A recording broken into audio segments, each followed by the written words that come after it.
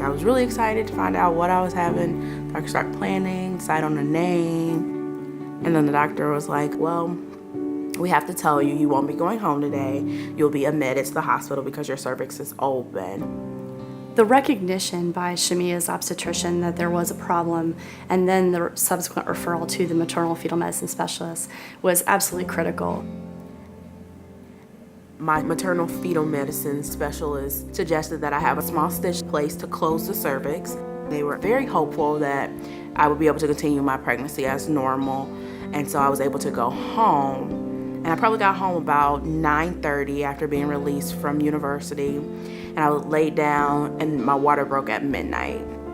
As a mother, I was fearful, but again, I had to stay strong for her, constantly encouraging her that everything was going to be okay. His birth weight was only 490 grams, which is just barely over 1 pound.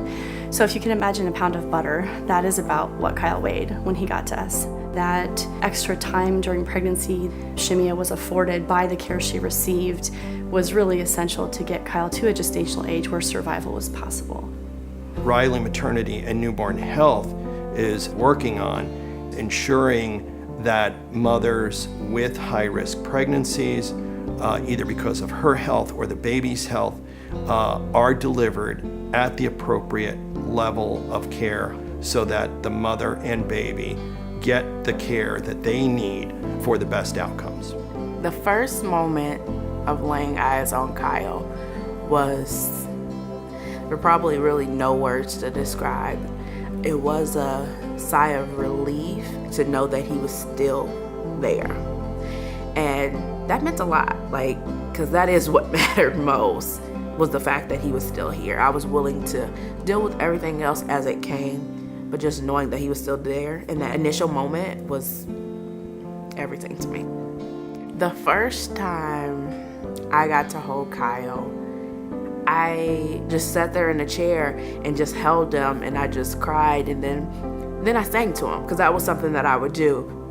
Had Shamia not been recognized as being a high-risk pregnancy and received care from the maternal fetal medicine specialist, Kyle would have had no chance of survival.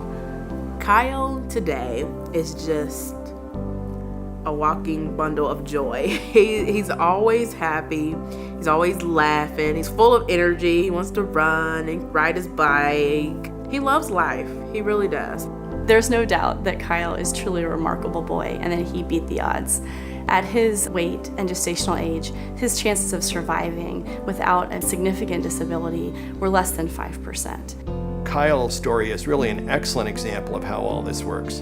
When we look at how we see the maternity and newborn health program growing, one of the great needs in the state of Indiana is for access to maternal fetal medicine specialists. We've done quite a lot already. There is much more that needs to be done in order to really make a difference and have an impact on this problem of infant mortality in the state of Indiana. I think my greatest wish for this new program that Riley is building would be that it is accessible to all mothers and babies that are at risk.